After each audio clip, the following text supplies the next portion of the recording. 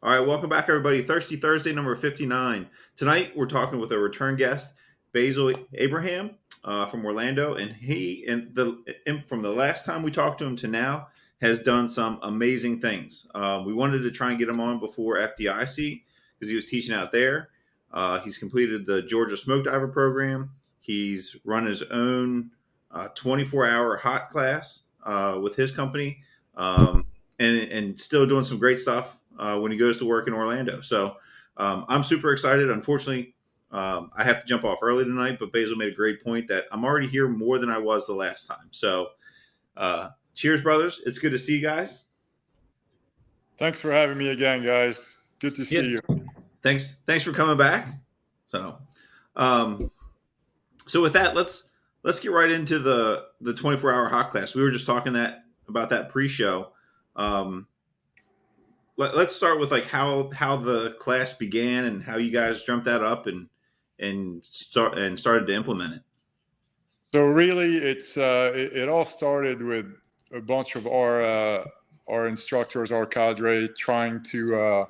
We always try to challenge ourselves and do different things that aren't out there.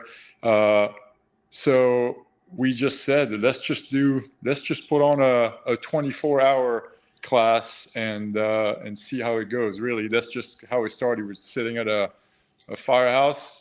Me and one of my guys, the Mikey Covell, and some of the other guys on the cadre just started talking. And next thing you know, we're creating curriculums and timelines, and it materialized. Now, I want to say that we're not the only, people that put on a 24-hour class. I know Rick, George, and those guys put on a really cool 24-hour class. They've done it for a while. They focus a lot on the breathing techniques and all of that, and they do a great job. Ours is a little bit different spin on it. Ours is more, I would say, and I haven't taken his class. It's just from talking to him and his guys and seeing people go through it. But ours is a little bit more fast-paced, trying to simulate really like a 24-hour shift from super busy 24-hour shift essentially.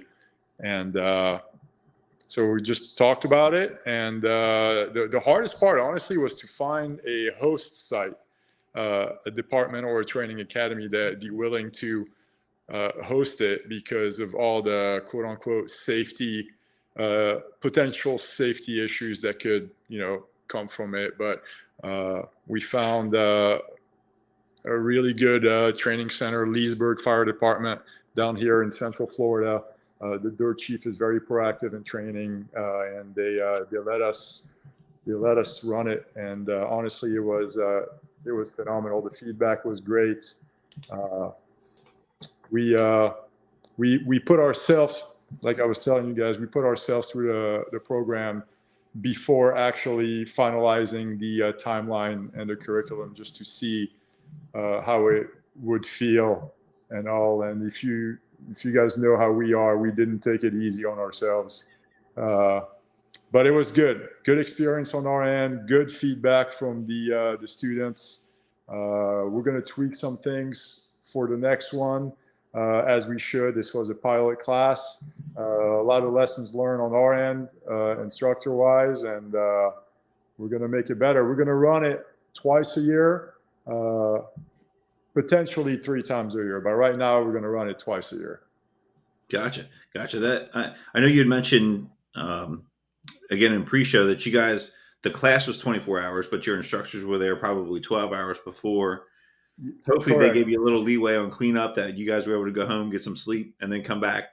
Yeah, they would, but honestly, we just want to get out of there as fast as possible, and plus be respectful to the training center. They're letting us use their stuff. So yeah, we usually show up 24 hours ahead of time just to kind of pre-plan, make sure everything is nice and set up, and then we start setting up the burn packets and all the equipment and everything 12 hours ahead of time.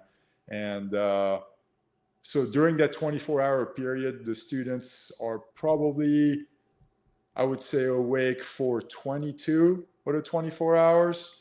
So they get approximately 2-hour breaks, maybe 3 depending on the evolutions.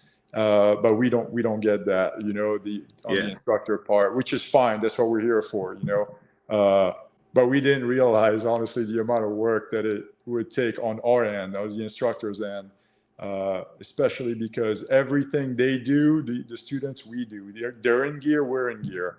They're doing, you know, a PT session, we're doing a PT session with them, you know.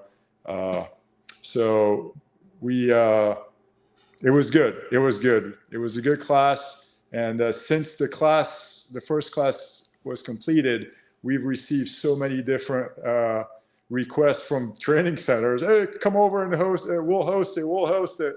You know, so which is good to see. It was cool to see the amount of people that put in for the class. You know, we opened it for about 2 weeks online, and 276 people put in for 30 spots. To me, it's awesome, man. It's good to see that there is a bunch of people from all over the country, you know, trying to challenge themselves and get some reps and training in. It was good. Yeah, it sounds awesome. Trevor, you had mentioned again in pre-show about like going through the academy, and you guys would do like a hell night. You want to talk a little bit about that, and then kind of you know, talk about what that meant for those folks going through, and like what the expectation was. I want to compliment Bassel on his outlook on things because, and you know, Ben, Bobby, both of you have seen this as well, that there are some academies, some instructors that their sole mission in life is just to grind people down without any purpose. It's more of an ego-driven thing. It's more of a, let me go and yell at a recruit and make myself feel like a big person. That's never the intent behind it. It's, you know, if you're going to bring people down, it's to build them back up, and with a purpose and a focus on the mission. So, you know, back in the day, something that we were able to do was what they call a hell night. And of course that became politically incorrect where you had to call it something. Well, we never did, but you know, some of the larger departments called it something else. But that was basically what it was, is that for that 24-hour operational period, there's going to be those shifts that you never see the station, and that you're expected to be just as sharp, just as proficient, just as good at 2 in the morning as you are at 2 in the afternoon. So that was the purpose and the intent behind it. And also it was almost like the, and you know, Bobby, you know, you're military veterans, you would know this better than anybody on the screen, is more like that crucible that, you know, you've been through it, you know, you can do it, you've been challenged, you've been tested, and you succeeded in that. So you know it's doable. And I was really appreciative of the fact that when I saw you basically kind of bringing that mindset back to it, but also modernizing it and bringing it forward out of the dark ages of what, you know, maybe some of the programs used to be. So all in all, I think it's a very valuable platform because it's realistic, and the more realistic training that we can give people, the better. And again, it's not to sit there and prove that, you know, and again, like you said, you guys were there for probably at least 12 to 16, 18, maybe 24 hours beforehand. You were there doing everything. Plus, when those guys were taking rest, the students were taking rest, you weren't. You were getting the next evolution together. And it's not like you're trading off and having a lot of break time. And at the end of the shift, I mean, you take more beating than the students have. And I think they look at that to say, wow, these are the people who are inspiring me, because it's not like it's not like you have 25 instructors rotating through to keep everybody fresh. I mean, you guys were there doing everything plus. So, you know, from that perspective, I think it's a not only a wonderful platform that's been brought back, but again, that where it's being brought into the modernized fire service, and with the current thoughts and thinking, and it's just not an archaic thing that was reinstituted, because that wouldn't be beneficial. And you know, a lot of respect for what you've done, Bassel. Yeah, I appreciate all the nice comments there. The class is definitely not there to prove anything egotistical or whatnot. It's not. We're not there to fail people. We want everybody to succeed. However, there is some terminal objectives and minimum standard that the students need to accomplish in order to move on to the next part of the class. And that's just part of life. You know, this job, this profession is not for everybody. We're going to give you the tools, the training, the time to help you get there. But if you can't, then you can't. You come back and try it again next time, you know, and we'll welcome you with open arms. The selection process, I think it was the most difficult part for us in the class, trying to figure out who out of the 276 is going to get to, you know, try out for this first class and the next class and so on and so forth. But we really vet and putting a lot of time and effort in going through the applications, and we just try to get people that really are into the job and want to be there and are going to make it. You know, I wish we could take all 276 and put them in, but it's just not realistic. If we do, it'll just be to, you know, pad your pocket with tuition fees and not give the students any, you know, any reps or any good training. And, you know, and that's not what we're about. You know, we honestly, we lost money this last time because I didn't account for the actual burn packet, the consumables and all of that.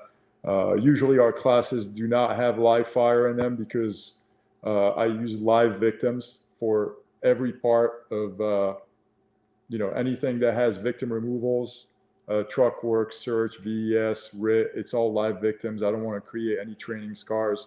So typically our classes don't have any live fire, and I didn't really account for the price of, you know, OSB and pallets and hay and all this other crap that goes along with it. But it's not about that. We had a great time. I think the students, from the feedback that we got, we do an eval form, anonymous, after every class that we do, and we really read those and make changes according to them, you know, if they're valid. Obviously, people are complaining about mosquitoes at night. I can't do anything about that.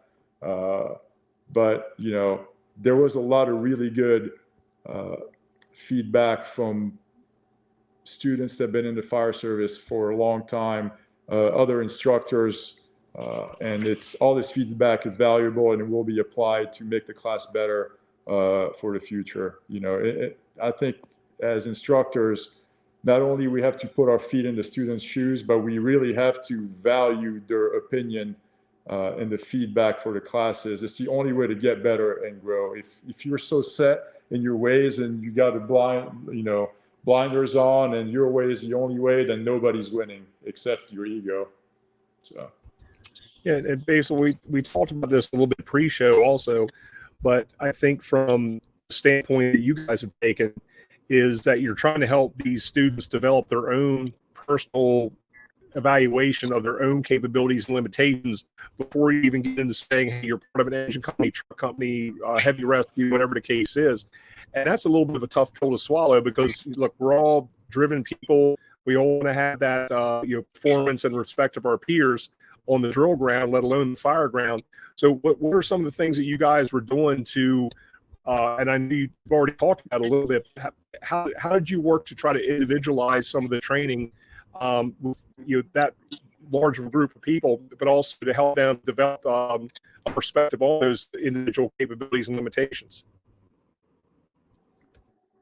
Trevor, could you please repeat what you were saying? Because it's coming in very broken up and I couldn't decipher your question. Well, that's probably because I don't speak, I don't speak the Queen's English that well. So I'm an Eastern Shore redneck from Maryland, so that might be part of the problem. But it's my Wi-Fi, probably.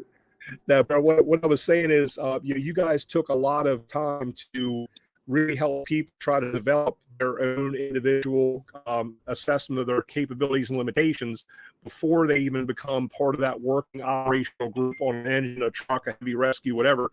But with a large class like that, even though it was limited to so many people, you had to get the terminal objectives, the enabling objectives, everything done.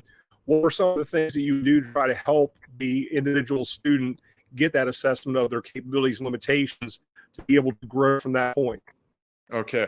So a lot of the students were asking prior to the class, hey, what's in the class and what are some of the, evolutions and what does it consist of and all of that.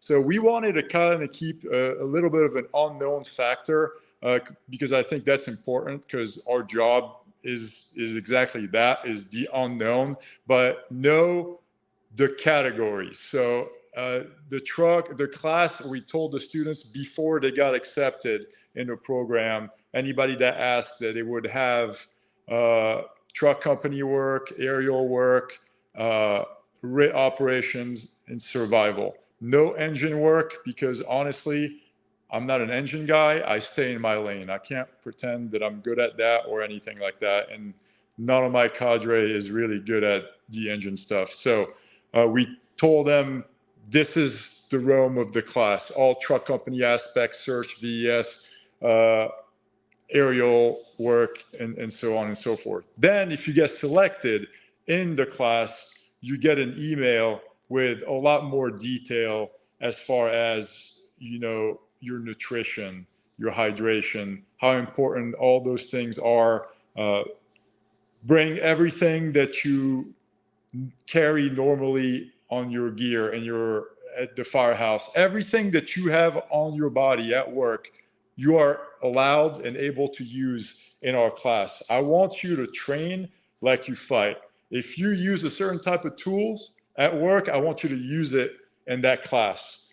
If you use a certain type of whatever, flashlight, ticks, cutters, gloves, whatever, come over and then use your equipment, use your stuff in the class, because the more repetitions you get with your equipment, the more muscle memory that's going to build, and it's just going to become a reflex when time comes and you need to use it for real. So we try to minimize the training scars. So we also talked about the terminal objectives and the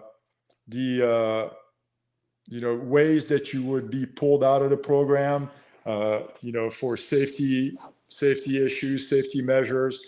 We've had one guy we had to medically pull out because he wasn't going to quit. You know what I mean? He was not going to quit, which is admirable. However, there is no reason for us to let you keep going until the point of injuring yourself permanently. That doesn't do anybody any good. So we went over all this stuff in the email, and again at the pre-class meeting, the safety factor on our end, we hold it at pretty high regards. The amount of people it takes to put on a class like that is enormous, and we always have eyes on you, contingency plans, backup plans, and so on and so forth. But so I'm not sure if I really answered your question, Trevor, but we gave guys a little bit of a heads up on what to expect, what to bring, some tips, but we didn't want to give them too much information and rob them from the actual experience of the unknown of the class. Information, because these aren't people that you work with on a regular basis. You don't know their strengths or weaknesses, what makes them tick, and what puts them off. So just being able to assess that on the short term and say, hey, we want you to get the maximum benefit and push yourself to establish your limits, but not to the point that you're going to be, it's going to be a negative experience, or it's going to create an injury or an issue. So I think that in their mind too, they start to be able to manage themselves better. And although we appreciate the fact that someone's going to make that push and do everything they can, that might be the person who is next up on the lieutenant's list. Now they have 5 people underneath them that they have to make that assessment for. So I think that you were able to give them some very, very valuable insight, not only to themselves, but to say, hey, down the road, you got to look out for your people like we're looking out for you right now. And it might not be a comfortable conversation sometimes, but it is what it is, and let's do the best we can for the greatest good. So I think that's a wonderful platform that you guys have established. No, it really is. It really teaches you and your crew and others what to look for in yourself and your crew members and anybody operating on the fireground as far as limitation goes. The signs and symptoms with your increased heart rate and increased breathing and so on and so forth. Different conditions, black, yellow, red. Well, I mean, we can go in detail with all of that, but it does, man. And that was actually some of the stuff that was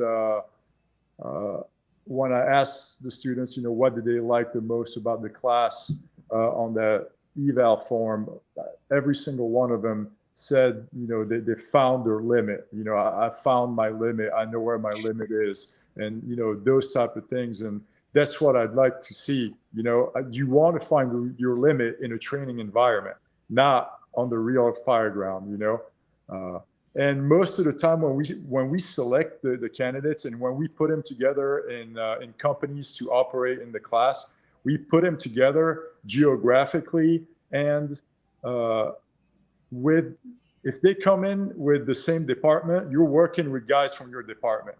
And if you don't have enough guys in your department, then I'll marry you up with your neighboring department, people that you potentially could run into a real call with, or have similar SOPs or use similar equipment, because it doesn't do any good to just like mix and match everybody and just here you go, boom, go out there. You're not going to get good results. Might as well train with your guys and girls and get the most out of it. And that was another thing that was said to be really good was, hey, you let us train with our crew, with our equipment, and we were able to try different things, see what worked, what didn't work, which really is the goal of the program. Now, some of the negative feedback that came back from the class, which honestly, that's what I focus on, the negative feedback, because that's how you make the class better, was, I wish there was more instructions, more skill stations on this, or some other ones were, I wish it was more technical and more difficult. It needed to be more technical in some of the stuff.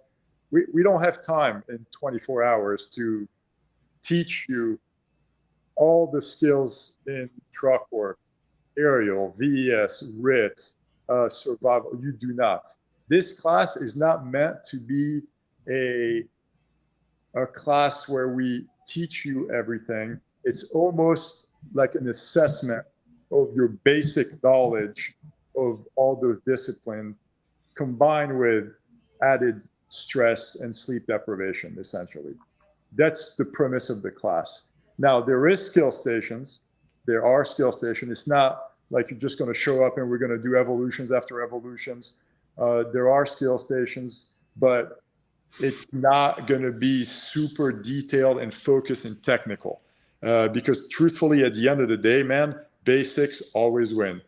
Repetition of basic operations is what wins the fireground, 100%. You can make it as complicated as you want.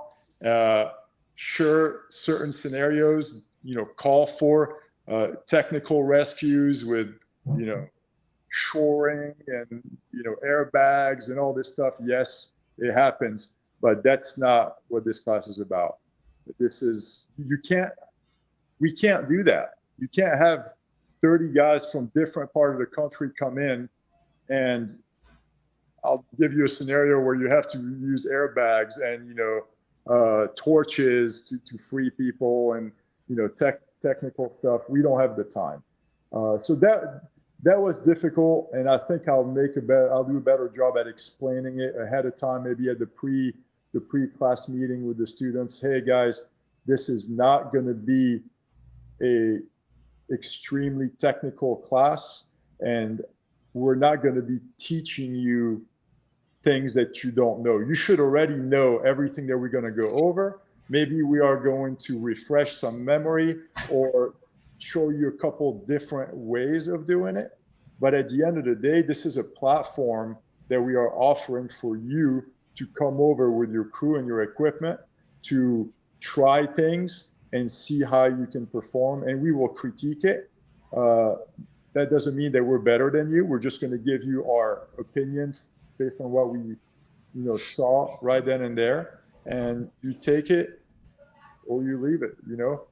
That's the premise of the class. And I get that. And one of the things I should say about this is, when you're dealing with people from not only different states, but different regions, and there's different regional mindsets, and you can have different mindset from department to department that are adjoining. So, to try to acquiesce to everybody's, their technology, their operations, or, so I think the premise that you put out, and as far as explaining it, the students will have to accept that as well, because this is all about, like you said, challenging them to see how they operate and how this integrates into the day-to-day operations that you've been putting forward. And I'm just going to say this real quick, and this is just to be nothing more than pejorative to Ben and Bobby, but Bassel, would you ever consider maybe taking this 24-hour program, and for the guys who've been forced to work 10s and 14s? I'm kidding. Sorry, guys. I just had to throw it out to you. Sorry.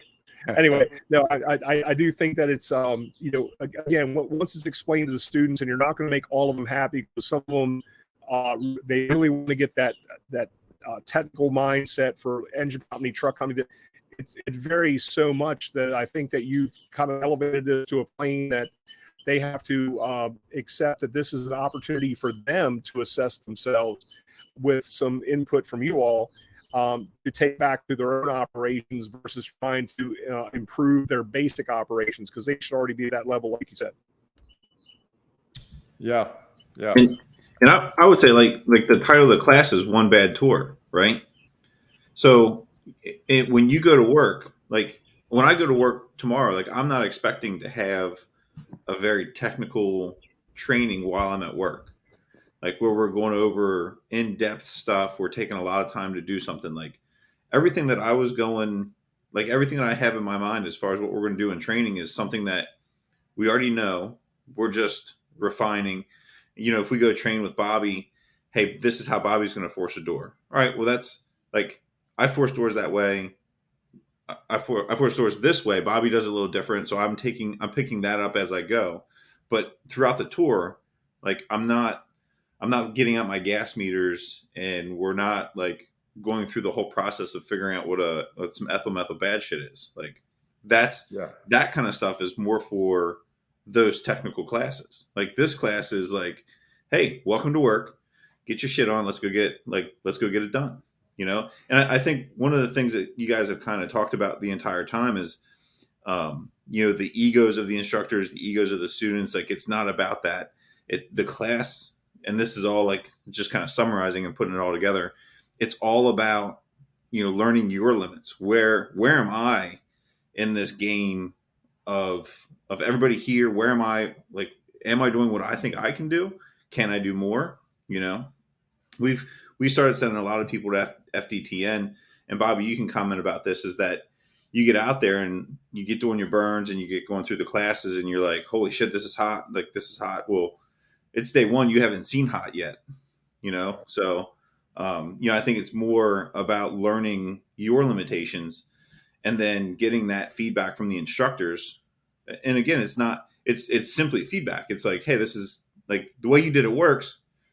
Have you thought about this? Have you thought about that? I think that premise of this class and classes like that is so much more effective than coming in just trying to beat everybody down. This is how you're going to do it. Like, that's not effective, because you do that, like, everybody's going to turn off. They're not listening. Nobody gives a shit. Like, if everything I do is wrong, why should I listen to you? Yeah. So. No, exactly. I tell the students that honestly, we learn more by teaching than they learn from us. And I truly, truly mean that. And they may not be even giving us any of their ways, but just watching them do it this way or that way. And this guy's doing it a certain way from Seattle, and this other guy from Miami is doing it that way. And that girl from Wheeling, West Virginia is doing it this way. It's like, damn, man, maybe that will work better. Maybe this way is better. Let's try that. on break, and that's what we do, man. We're like, oh, this is pretty cool. So when we have a second or they're done going through it, we try those techniques, and we're either like, man, this sucks, or we're like, damn, this is awesome. But either way, we get 30 different perspective at a time, different perspective, whereas the student will only get just a couple different perspective from us, So we do learn quite a bit more from the students than they do from us, and that's in every class we teach. And we always welcome feedback, man. And whether it's a technique, a method they use, or sharing an experience, whether it was successful or unsuccessful, that's how we grow, man. Because as a fire service, I don't care where you work, you don't burn as much as the old days. We don't burn as much, so we have to learn from other people's experiences, good or bad, and try to adapt it to our staffing, our demographics, our geographical areas, our buildings. Take something from everybody and adapt it, bring it back to yours, and try it, man. And if it works, if it shaves time, implement it. You got to have the open mindset. If not, then you're going to be stagnant. And basically, that's why I'm so glad to hear a lot of what you're saying, is because you have that proper mindset to say, we don't know everything. We're going to try to relay as much information as we can, but you're going to evolve. You've not become stuck in your ways. You're not pulling out your instructor 15 card and saying, this is the way it's going to be because I know everything at this point. And, and I'll say this, that's one of the things I learned from Bobby way back. And Bobby used to say this, quite a bit. You talk about people's learning styles. You talk about, how people go about, trying to become better in the industry. And when we were in Wichita, I think you remember that time we were doing the SCBA boot camp, and we didn't realize that they had just upgraded to 45-minute cylinders. Our whole program was based on 30-minute cylinders, and we were pushing these guys, well beyond their capabilities. But Bobby, you've always been very much an advocate of assessing people's capabilities and limitations, and trying to build them up and training within their capabilities to try to give them a platform. So with that being said, I'm very encouraged just to see this translation of some of the old school stuff to modernize things to the future. There's a lot of hope there, in my opinion. Yeah, Trevor, it's being home off work a couple shifts, not by my choice, by my doctor's choice, has got me time to think, and it's kind of really cool. Some of the things I thought about was, as those of us that go out and teach a lot and teach across the country, as you get older, you start to kind of try to put things in a little bit better perspective.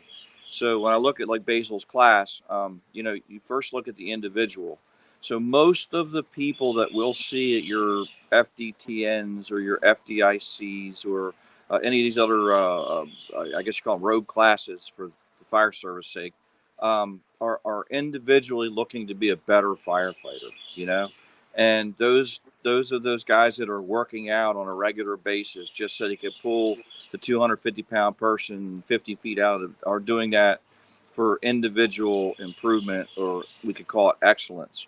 And so when you go to a class, one thing I've never seen happen, or it doesn't happen very often, is where the next thing that comes after personal excellence is crew excellence.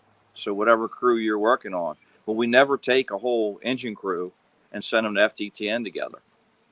So what you end up having when you have a class like Bassel's is you have these people that come in from a department and often don't work together. So really, even if you haven't come from the same department, they're different units, do different things, and so on and so forth. So I think, that crew excellence, and then finally you have that department excellence. How does the truck work with the engine? How does the engine work with the truck?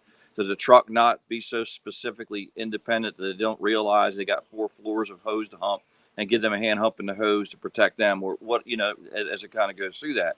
So, I see, I know exactly what Bassel's talking about. We ran into it in Wichita last year, if you remember, Trevor, where we put them in extreme heat environments, not realizing that some of them have never been in that type of training in those Connex boxes. and one of the evolutions didn't go very well because we added that extra stressor, just like you added sleep deprivation or anything else like that. But you know, we need to figure out a way to get out to not only be individually better at our craft, but to get our crews better as a crew at our craft, and then get our departments better as a department at the craft, because everything relies on everything working well together. And it's funny, Basil, I always talk about the football reference. You say we don't do the engine stuff because I'm not an engine guy. That's the fire service needs to do more of that. The offensive line is not going to teach the defensive line and a football team how to do their job, and vice versa. The center's not going to be throwing passes to see how well he does that. And unfortunately, the fire service has this one-size-fits-all approach a lot of times. So everyone has to know everything. And I don't think there is advanced. I think there's basics. I think it's all basics. I think everything, how you drag a person out of a building is a very basic skill. But you know what? It's a skill that many would fail if faced with it. So it's not basic in those 10, because what physical fitness you're in, how heavy the patient is, where the victim is, how you have to get them out, how the person on the outside handles the ladder, how you handle the transfer.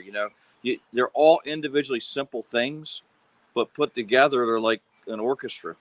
There's a whole lot of things going on. So I think what Bassel's classes is an experience, is to test your individual skills with a group of people, to go through it, to be tired, to be like you're on a shift, and kind of go like that. So it's kind of cool. I get to sit at home and think about all this goofy stuff.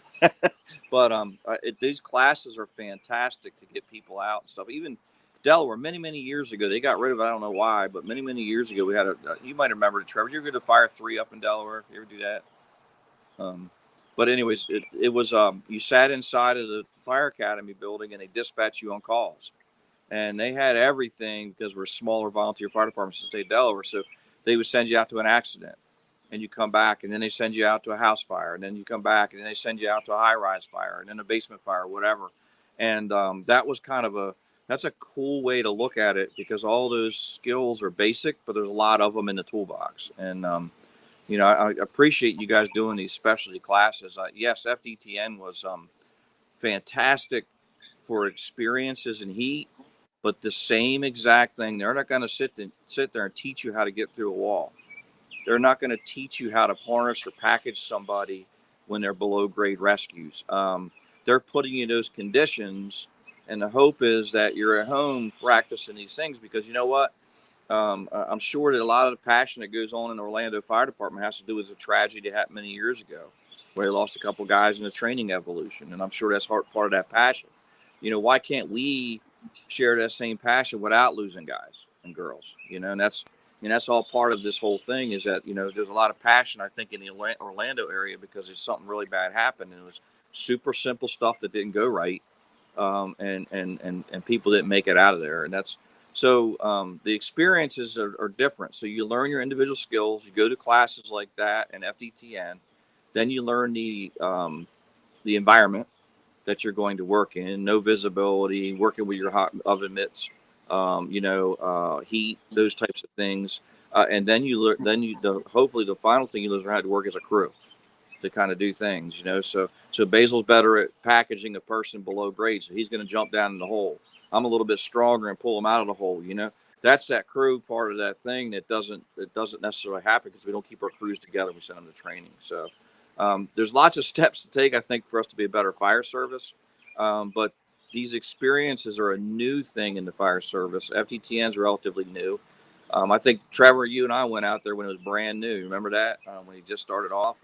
And so they're new experiences, but that's all part of it. And then hopefully we can get a whole crews to go to your class, Bassel.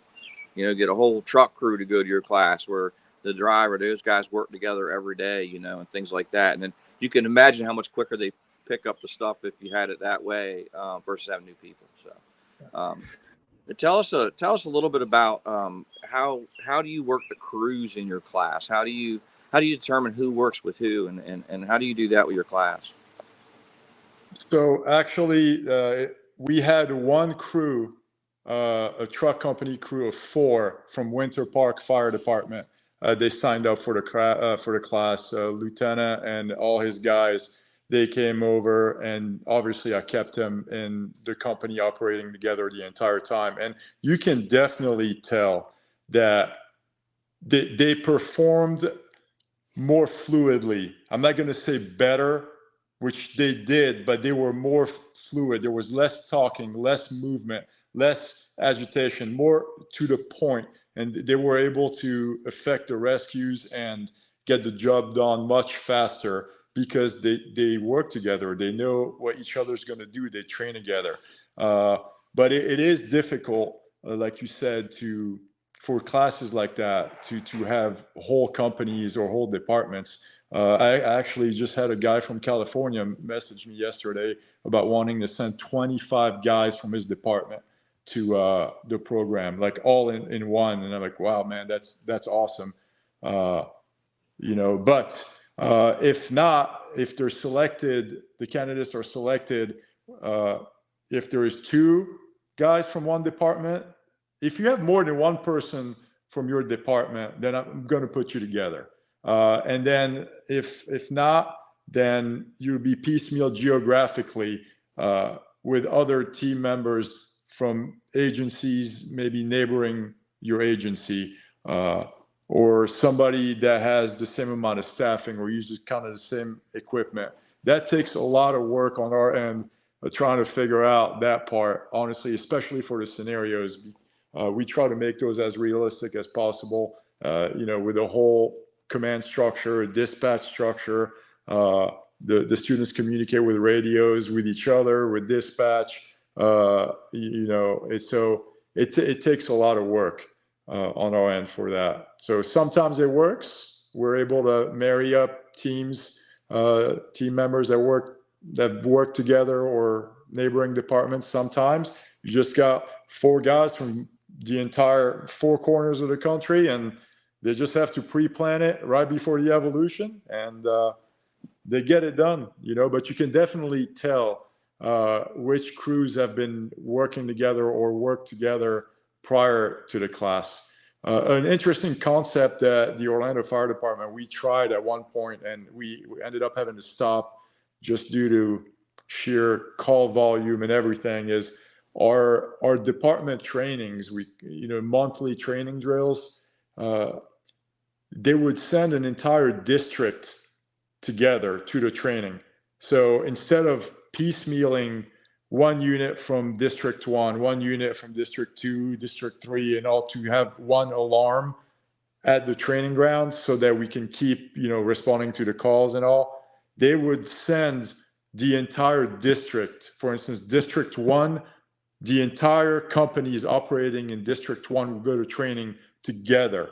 And that way you actually run the training evolution with the exact companies and team members that you're going to have on the fire ground, which was an excellent concept. Like, it was awesome because you really got to train and talk to the maybe other officers that you wouldn't really talk to from different stations and things like that. But I guess logistically, moving other companies to cover that district while the entire district is at training, it didn't last long. And it was a shame because that was a phenomenal concept. But yeah, the more you can train with the companies that you're going to actually work with, the better. I mean, you can't get better than that. No, I would agree with you, Bassel. And, Bobby, you've always been that advocate when you say, you're only as good as your last call, and that all these skills are perishable. So, there's a balance. And I saw Greggy had put up, Greggy Temp, that, hey, great point, but it's hard on the budget and schedule to try to send an entire crew to advanced classes. And that's where, if you bring them in, sometimes that's a little more feasible, like you're saying, basically you can send a division or a certain battalion at one time.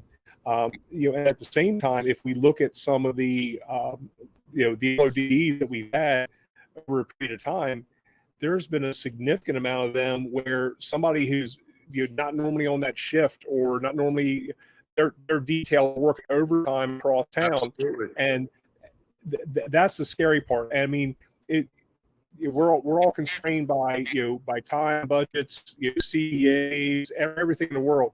There's no magic bullet to this, but at the same time, as you're saying, I think the more that we can integrate within our own departments and get used to, how other people operate. And Bobby, you and I have had this conversation many times.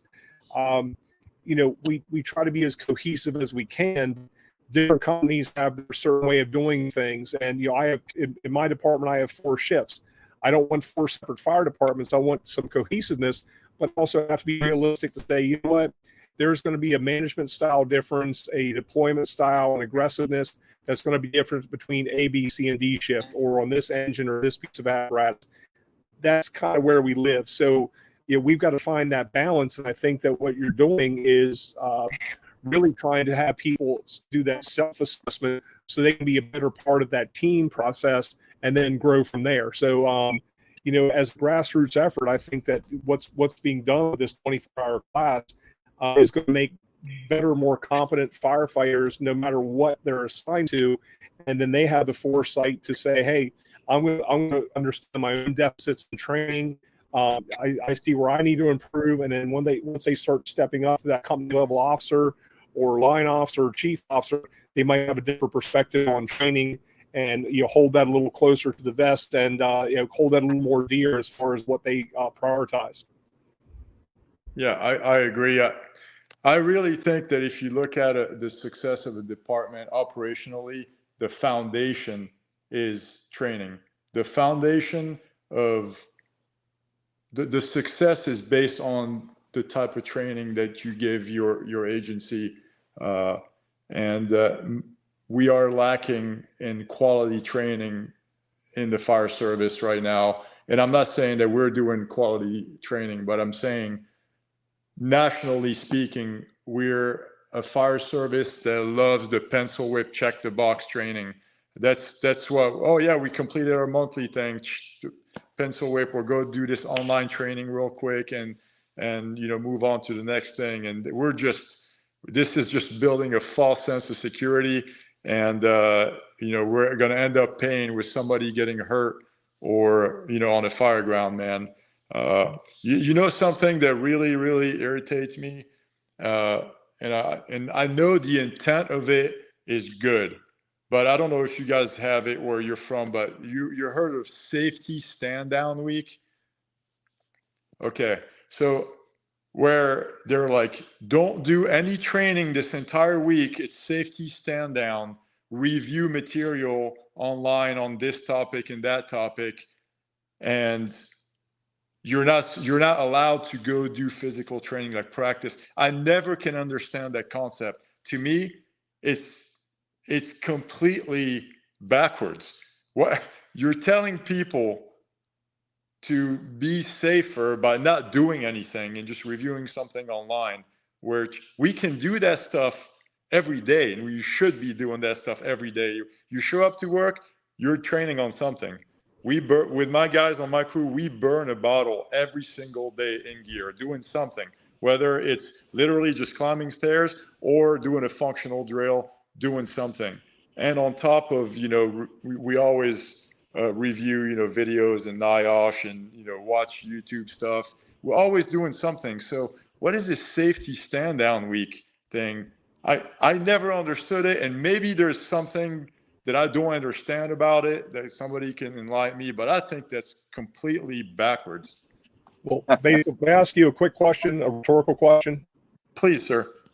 And I'll preface by saying, I certainly like, any kind of learning is good. It's better than no learning. I'm more of a hands-on guy, and yes, we have blended learning, we have virtual, we have all this kind of stuff. How many fires have you fought online? How many fires have I fought? What? Online? How many responses have you gone on virtually? How many fires have you actually fought online? Online. Yeah. No, So, I haven't. That's kind of my rhetorical question is, it's nice to review policies, procedures, they might line up, they might not. And I'll put my chief hat on for a minute. It's really, really cool when you can check the boxes and say, hey, for our next ISO review, we've done all this and we had so much facility training, this, that, and the other.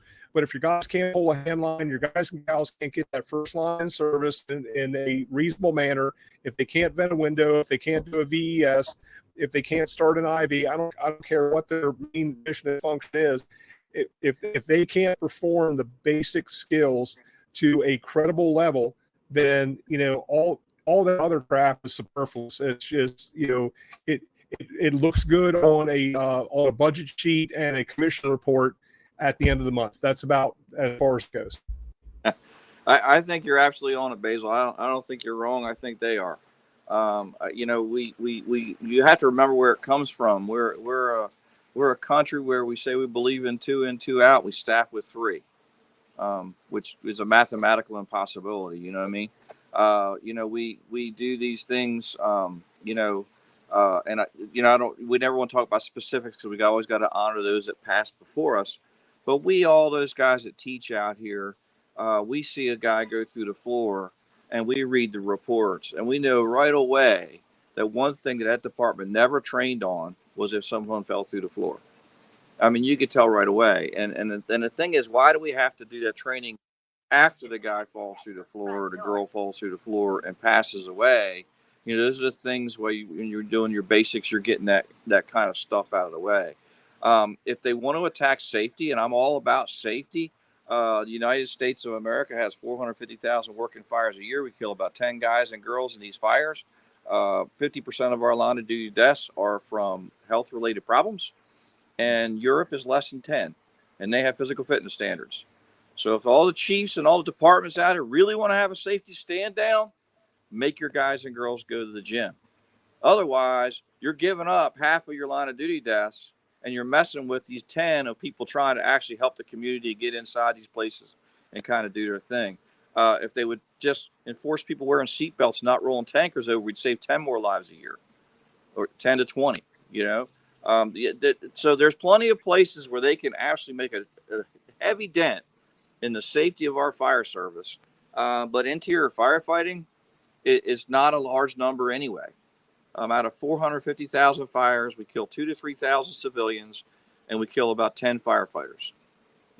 So those numbers would tell me that we're not aggressive enough interior to begin with. If you're losing 3,000 civilians and we're only losing 10 firefighters, how would that work out militarily? We're not taking, and I'm not saying risk people out, but what I'm saying is the ticket to get inside this fun ride, inside those interior fires, is the training that Bassel's doing. It's that individual training. It's trying to eat right. It's trying to work out and get more in shape. That's a ticket to get inside that building and have those particular skills, so you don't end up where something happens and you don't know what to do. And I think the biggest misnomer is we come from a society that watches a lot of movies and sees a lot of things on TV and stuff. And unfortunately, those of us that teach know the exact opposite of what you think's happening. You're not going to step up when pressure hits you. You're going to step back to your training. It's just the way it is. And that you cannot, it just, that's how it goes. And so a lot of people kind of think, well, if it really happens, I'll figure out how to do it. If you're not physically fit enough to move that 250-pound person 60 feet, it ain't going to happen. You know what I mean? And you're going to have to, you're not going to know that until you're in a situation. So, the safety stand down stuff, the arguments about transitional attacks and all the other stuff that goes on out there, a well-trained fire department that does interior firefighting, I will tell you, every single day of the week is tremendously safer than a department that shirks their training and says, we'll hit everything from the outside, and then they get that call where they say there's kids inside. Those men and women that go in that building then are at such severe risk because they're not ready, they're not trained, and it may possibly not go well. So that's my soapbox. So I helped you out, Basil. I was on your side on this one.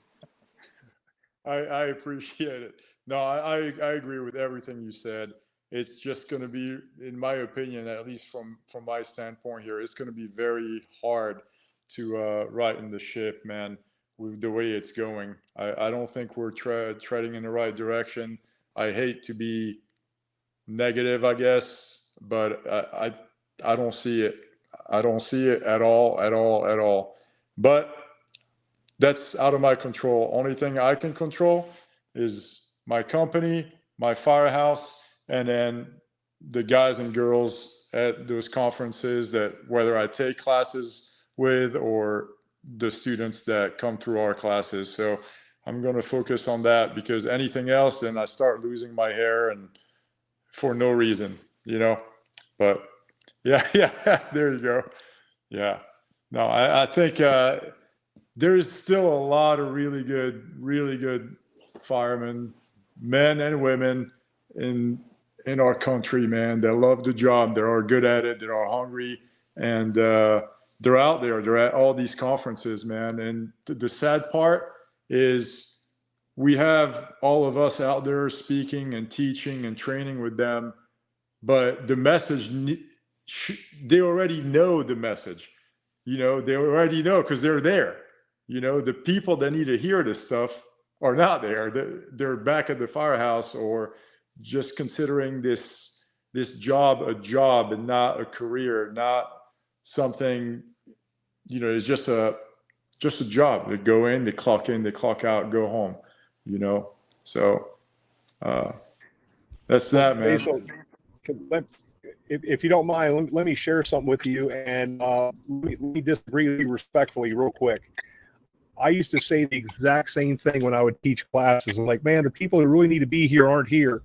And the more I thought about it and the more I looked, and this goes kind of back to what Bobby, had always kind of said, when we're teaching a class for our own department, there's probably 90% of the guys and girls that are there because they have to be, not because they want to be. And they're there because they're on overtime. They're there because it's mandated training. They're there because of whatever. But we would always worry, and Bobby, this is what you taught me a long time ago. You know what? Let's not worry about that 90% that don't want to be there. Let's worry about 10% that do want to be there. And I had an epiphany one day. Yes, I actually went to school with some girl named Epiphany too. That's a different story.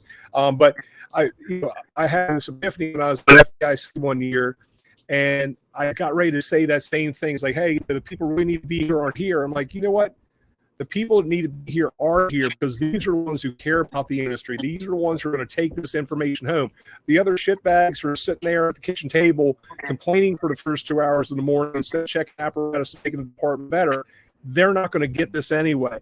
They're not going to adhere to this. So, and that's where, I respectfully disagree with in that fact. The people who show up to your class are the ones that need to be there, because the other ones, they're just not going to get it. You could bring them there. You could crack a golden egg for them.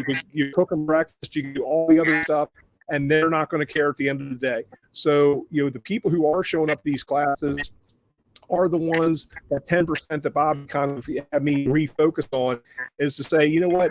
Let's give our heart and soul to that 10%. And the other 90%, if they want to jump on the bandwagon, great. But let's take care of that 10%, because they're the ones who are going to be pulling me out of the building. They're going to be pulling you out of the building.